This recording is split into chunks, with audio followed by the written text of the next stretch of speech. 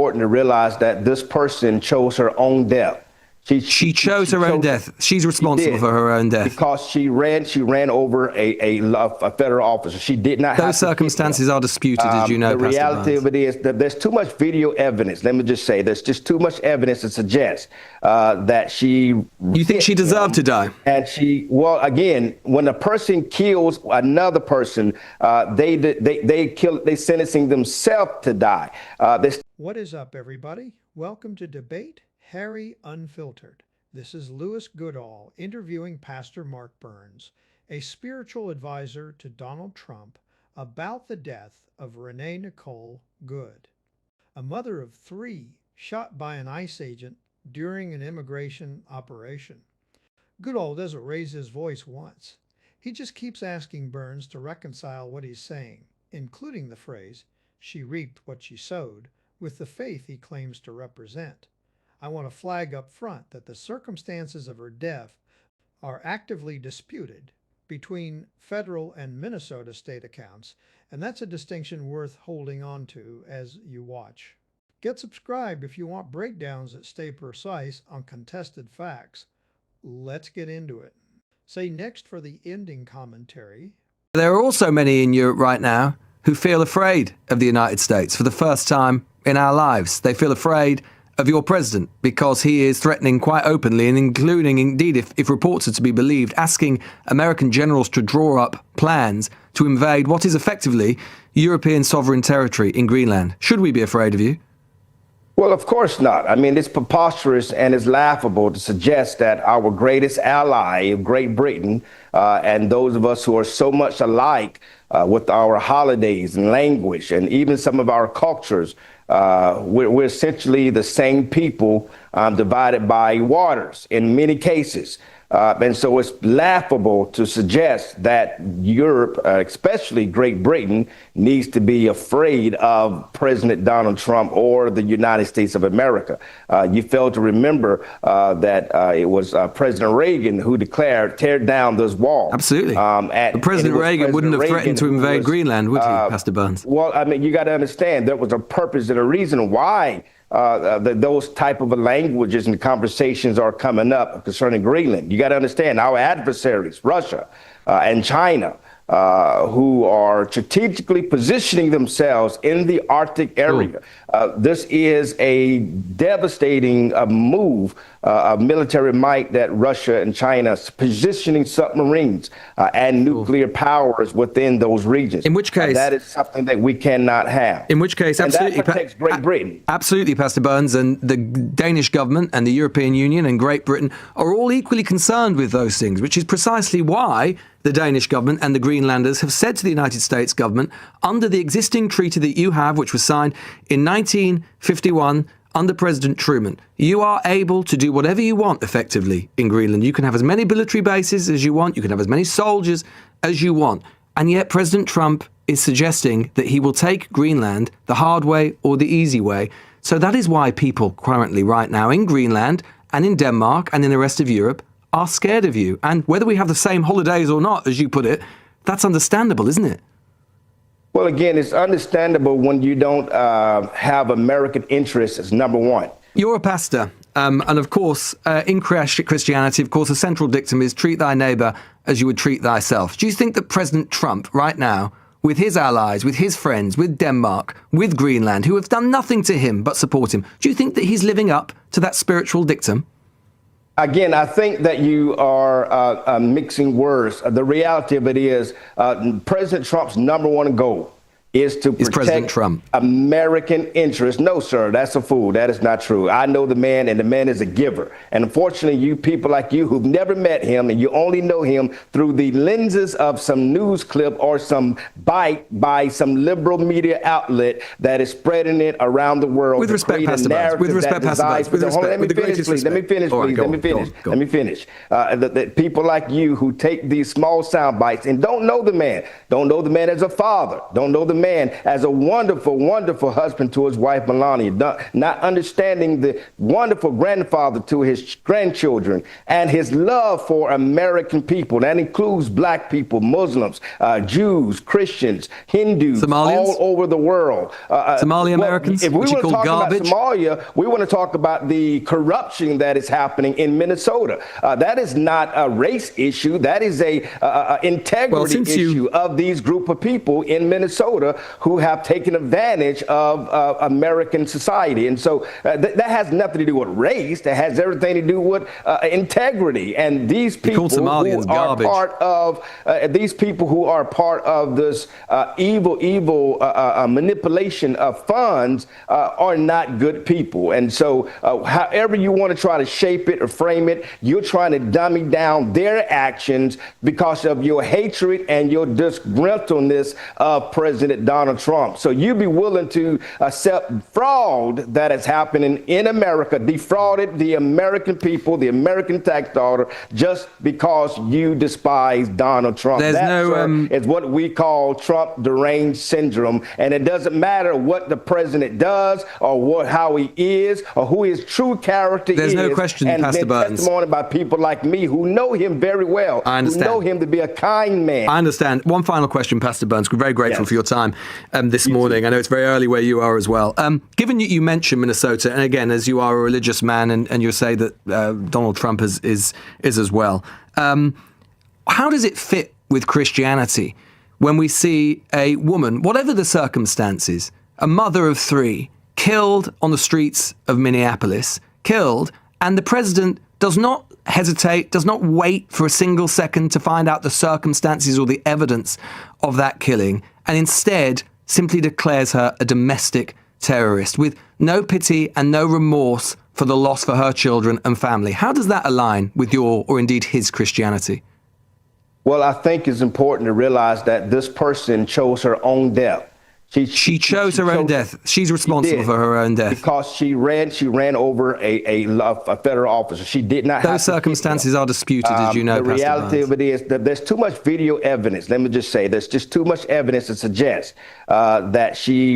You think she deserved to die? And well, again, when a person kills another person, they sentencing themselves to die. That's their choice. If you murder somebody... You didn't murder anybody. Choosing no, but my point of it is a person's decisions. If you decide to reject Jesus as your Lord and Savior, so she had it coming. God is not sending you to hell. You're sending yourself to hell. It is your choice. It is your decisions. If you decide to shoot up drugs in your arm, and even though people around you saying, don't do it, stop. Please be still, but yet you still shooting up drugs in your arm, then whatever happens is because you pushed it to be. And God has a grace and a love. He sends people that says, I'm going to look beyond your faults and still meet your needs. But in the end, you reap, as the Bible says, what you sow. So she had it coming. This woman, she deserved I'm not saying she had it coming, and I'm not saying she deserved it. I'm saying she reaped what she sowed.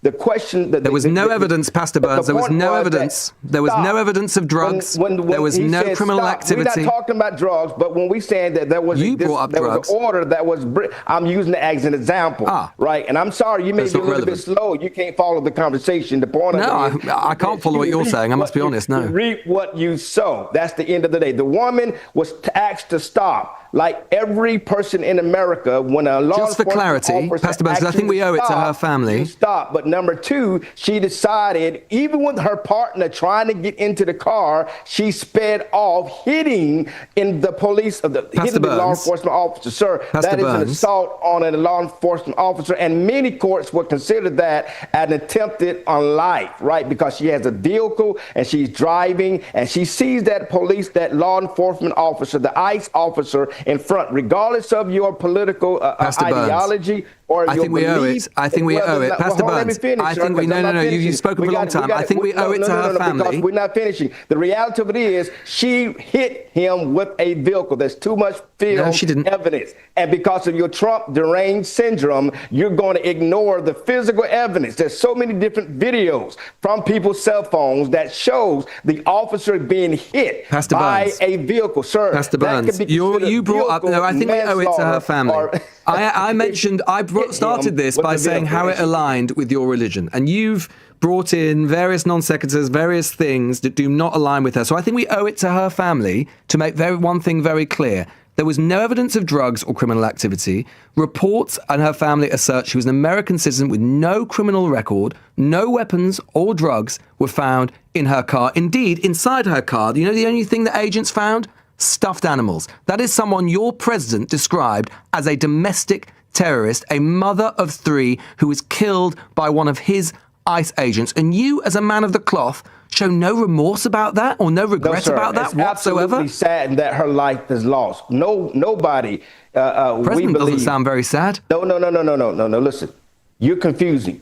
You're ignoring the fact that she had a weapon. It's called a vehicle. It's called putting her feet on the gas and pressing it. Even though the law enforcement officers had a right to say stop, she did not stop. They said, get out the car. She did not get out the car. Instead, she chose to put her feet on the gas. And even though there was an ICE agent in front of her, she chose to continue to drive ahead. Now, no, she was no drugs. No, she had no guns, but she did have a weapon, and it's called a car. It's called a vehicle. And even in Europe, when there are terrorists who have taken their vehicle and used it to run people over in the middle of the street, to drive a car in the midst of people, knowing it's going to cause harm, that person was labeled as a terrorist. The woman in question, Renee Nicole Good, let's use her name. Hit a man, the woman hit an officer, an officer of the law in the United States of America. Have she hit anyone for that matter? If it had been you and Renee you Nicole were standing Good, there with Burns. your camera and she hit you, the law enforcement officers would have pulled their weapon and stopped this individual from potentially hurting more people. Renee Nicole Good. That's sad. She was such a domestic threat. It breaks my heart that death has happened. No one wants anything like that to take place. It is no one should be killed, but the reality of it is she was such a domestic threat. She was such a domestic threat that she calmly said on video. She calmly said on video that everything was fine and I'm not mad at you. Seconds before an on-duty Immigration's Customs Enforcement agent fatally shot her. That's how much of a threat that she was, Pastor. The gas, sir. Okay. You're ignoring. You're not even acknowledging that. You're only talking about the. Well, you know as well as I do that but it's highly disputed, and local, the local government and state government have been very, very clear that they dispute the account that the federal government has given. Anyway, Pastor Mark Burns, it's been a spiritual. Watch how Pastor Burns builds his justification, and notice it rests on one contested fact treated as settled. He says repeatedly that Renee Nicole Good used her vehicle as a weapon against a law enforcement officer, and frames this as beyond dispute. Too much video evidence, he says more than once. But Goodall's pushback isn't rhetorical, it's factual. Minnesota's state and local authorities have publicly contradicted the federal account of what happened in that car. That doesn't resolve which version is correct, but it does mean Burns is presenting one contested account as the only account, which is a different thing from establishing what actually happened. The stuffed animals detail matters because it's one of the only facts in this story that isn't in dispute. No drugs, no weapons, no criminal record. Those points aren't challenged by Burns at any stage. His argument shifts instead to the vehicle itself as the weapon, which is a coherent legal argument in the abstract. Courts have treated vehicles as weapons in assault cases before, but it's worth separating that general legal principle from the specific disputed question of what actually happened in this particular encounter, which state authorities say differs from the federal version. The theological framing is the part that deserves the closest attention because Burns explicitly invokes scripture, you reap what you sow, to describe a woman's death, then in the same breath says he isn't claiming she deserved it. Those two things sit uneasily together. Reap what you sow language is, in ordinary usage, a moral judgment about deserved consequences. So pairing it with, I'm not saying she deserved it, isn't a resolution of the tension. It's two contradictory claims made back to back. Goodall's question, how does swift condemnation before any investigation align with Christian teaching, never gets a direct answer. Burns instead pivots to defending Trump's character personally, his family, his generosity, which may all be sincere claims, but don't actually address the theological question asked. There's also the moment where Burns brings up Somalia, an alleged fraud in Minnesota unprompted, framing it as an integrity issue rather than a race issue. That's a claim that deserves to be evaluated on its own terms, rather than folded into this case. And Goodall doesn't take the bait to conflate the two. He redirects back to the specific death being discussed, which is the right instinct in an interview like this. Don't let a specific answerable question get buried under a broader, unrelated grievance.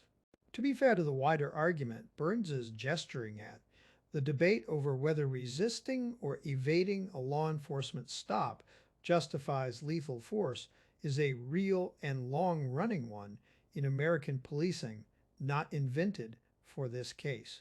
And reasonable people disagree sharply on where that line sits. But that's precisely why the specific facts of this encounter matter so much, and why treating a disputed federal account as unquestionable, while a state government is on record contradicting it, undercuts rather than strengthens the case being made. What this interview actually demonstrates isn't a verdict on what happened in that car. That remains genuinely disputed and deserves an actual investigation, not a talk show conclusion. What it demonstrates is how quickly a contested claim can get treated as established fact when repeated with enough confidence, and how a swift, unequivocal judgment, domestic terrorist, no waiting, no caveats, forecloses exactly the kind of scrutiny cases like this need. If breakdowns like this are genuinely useful to you, get subscribed to Harry Unfiltered, and I'll keep pulling these apart properly, one interview at a time.